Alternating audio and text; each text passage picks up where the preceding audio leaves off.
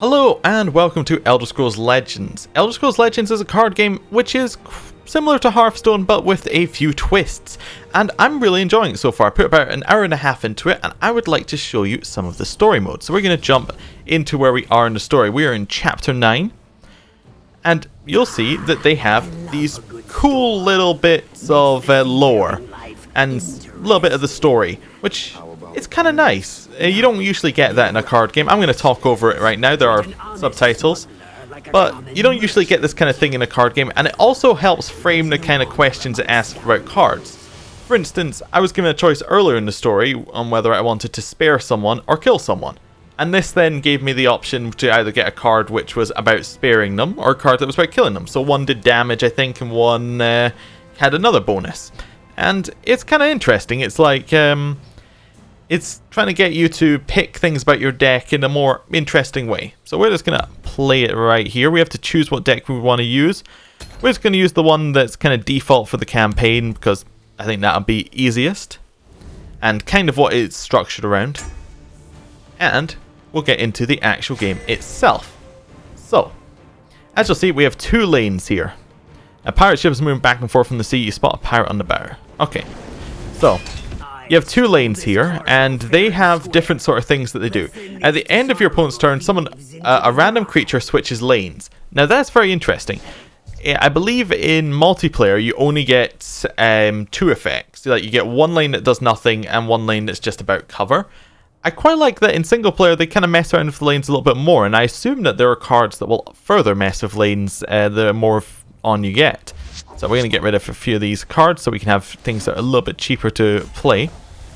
And the lanes are also quite interesting because each lane can only attack things in that lane.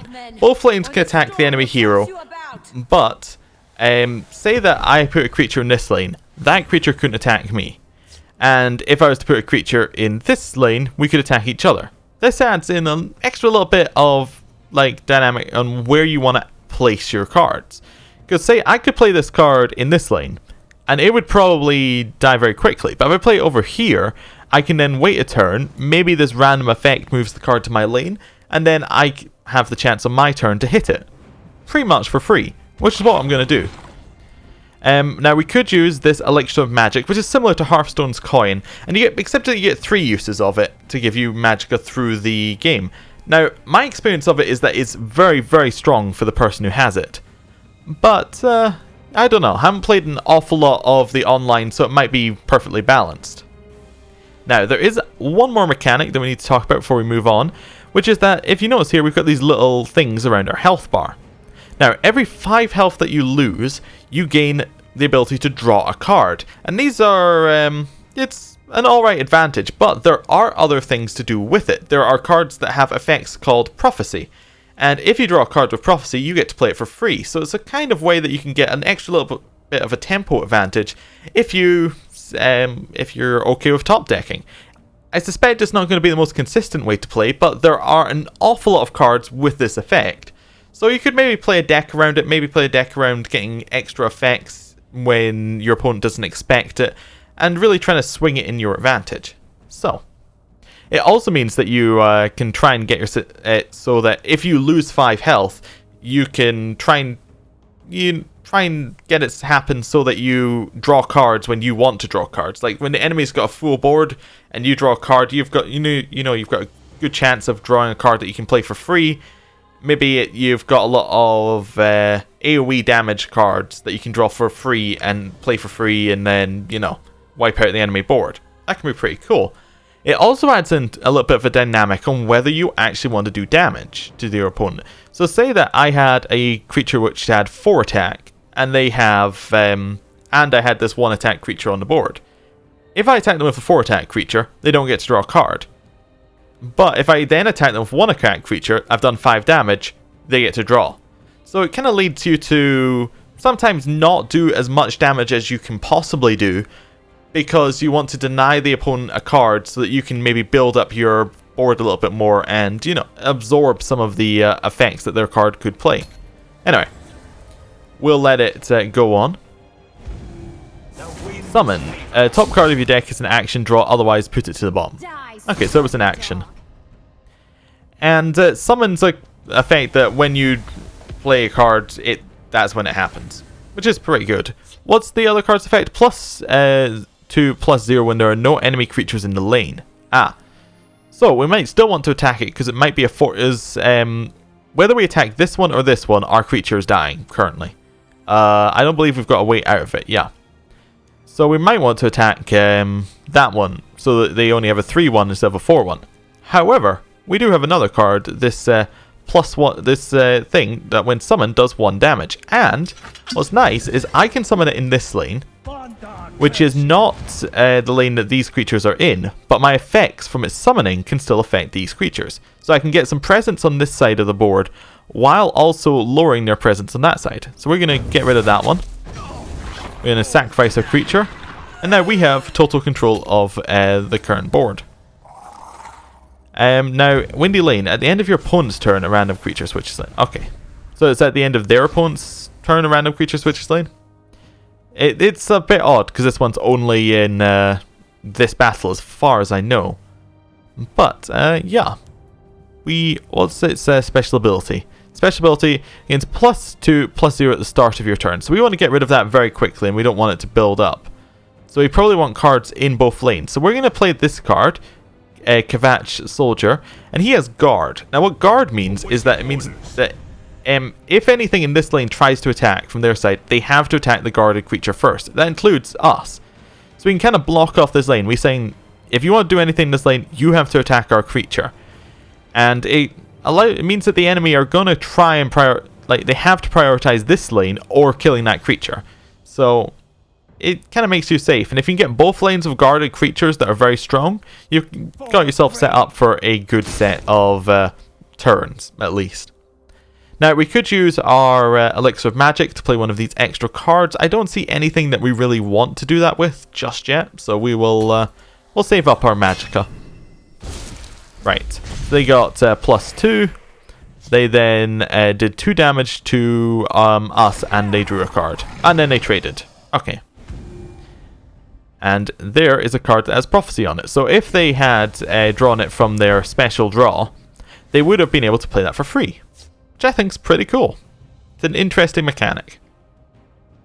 Now here, our creature's probably going to die either way.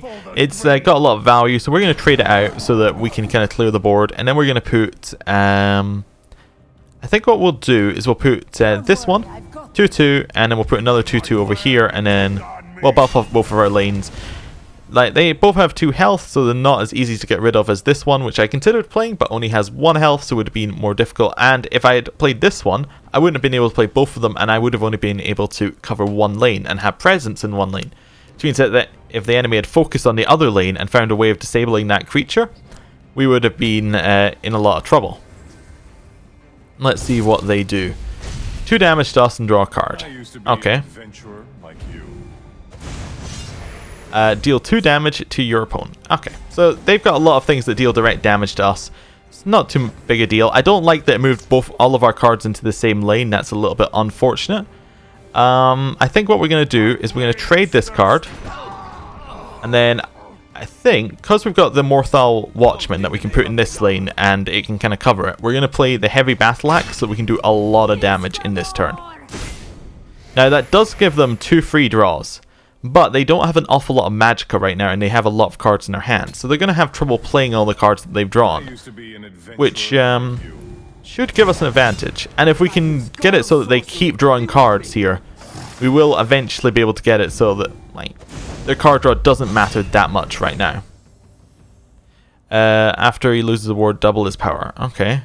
First time this would take damage, prevent it. Okay, so they use their card to deal damage to their own creature to get it to have more attack.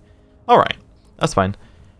We're probably going to lose our 7/3 here, so we might as well hit them in the face with it. I think what we're going to do is we're going to play our 6/2, because it's fairly cheap, and it will trade with their 3/4, and the AI will probably trade for it. And then we're going to try and fill up the board with a few extra things. Just so that we're going to do a lot of damage this turn. It gives us a chance of threatening lethal next turn. So, we'll do our 2 damage, and then we'll do our 7 damage. They get to draw 2 more cards. Oh, only 1 more card. and I think we'll leave it there. We could, actually, we'll use our Elixir of Magic, and that'll allow us to play just one more card. And that gives us, I think, potential lethal next turn, even if they trade a lot of stuff. Top card of your deck is an action draw, otherwise put it at the bottom. Okay. They gave their creature a ward, that means it won't die on when it first takes damage here. And then I believe they gave the other one +1/+0. We currently have 10 damage. And they, do they have enough damage to kill us next turn? Let's have a look. Oh, that's unfortunate, because I wanted to use that one to trade. They have 7, 11, 14. They have 14 damage, so we need to do some trading. We're going to trade that one and that one, because they're fairly good value. They've got 6 damage. They can't, with what they've got on the board, it'll take them 3 turns to kill us. We're going to play a guard in this lane. That means they can't attack through and get to us. And then we're going to play our 3/4 on that one.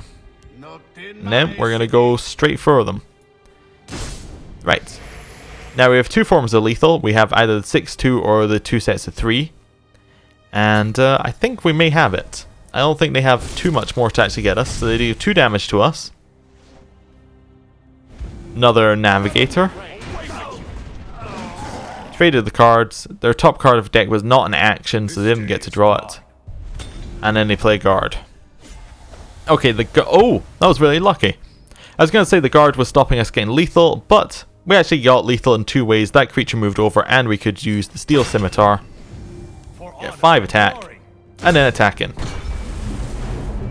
And that's it. That's what a typical game of Elder Scrolls Legends looks like, and it's quite fun. Now, we might level up off this, which we do, and each time you level up, you get some set of cards. So, let's see what we get. Our level up rewards. And this is the main way you get stuff, as far as I can tell in the game. There is an arena, which I would assume, although I haven't unlocked it yet, will allow you to get some more rewards, but right now, you just get it from leveling up.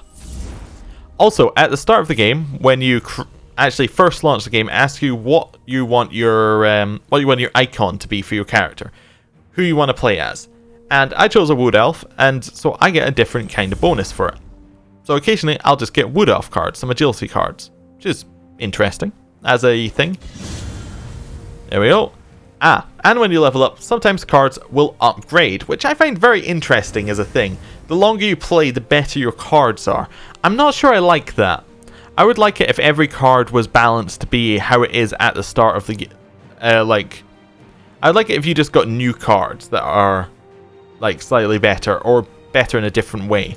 I don't like the base cards just being upgraded, because that means if you played longer, cards will just be better. Like this one, see, I can turn my 1/2, I can either turn it into something with Prophecy and Guard, which is fantastic and very, very, very good. Or I can turn it into a completely different card. Like, it's interesting. We're obviously going to take this one, because this one sounds a little bit RNG based, but yeah, I'm not sure I like that mechanic. I would prefer if it was just, I don't know. I would prefer if there were individual cards that did different things rather than it being, well, your cards upgrade into super cards. Now, I don't know if this caps off at a certain point, like if at level 10 it stops upgrading your cards, or if you finish the story whether it stops upgrading your cards. But this is, it's worrying if this is the path that they've gone, because this means that you'll have the Hearthstone problem at launch of if you play too much, you're just going to not be able to compete. Which seems a little bit odd. Anyway, we got that, which unlocked a new deck for us, which I believe this is a story reward, or it's a leveling, it's a thing you'll get through leveling up kind of thing. It just gives you a deck, which is alright. There we go, we got some endurance cards, which, I don't know, they're just a specific type of card, and each deck is made up of 2 types of cards. So endurance is one, we've got agility, and you've got strength and things like that, and they're basically just like magic types. They're just like if you play Magic Gathering, they're just types of cards, and you can combine 2 to make a deck. I don't know if you can do a deck with just 1. I don't currently have enough cards to actually try that out, but I assume that you can.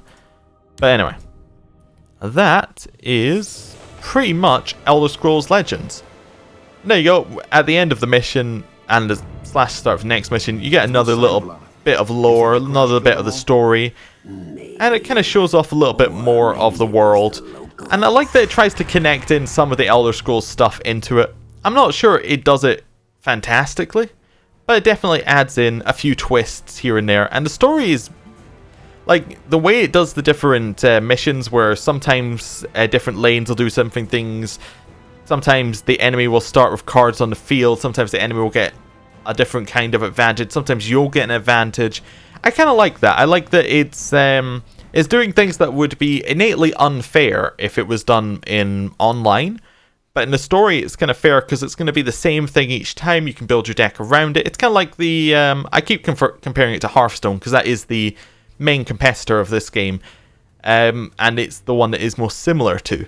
And it's kind of similar to the Hearthstone Adventures, where it's like, here are some things, here are some different mechanics, here's a different way of playing the game, and it lets you kind of learn some more about the game, and allows you to solve different situations, which I quite like. I quite like the puzzle solving element. But anyway, I really like the game. I'm not sure about how it's going to implement its monetization thing. I'm not sure how that bit where cards can upgrade is going to affect people coming in to the game kind of brand new, but it's a lot of fun. I don't know if you can still sign up for the closed alpha, but if you can, it will be up on Bethesda's website, and I'll put a link in the description below. And thank you for watching. See you next time. Goodbye.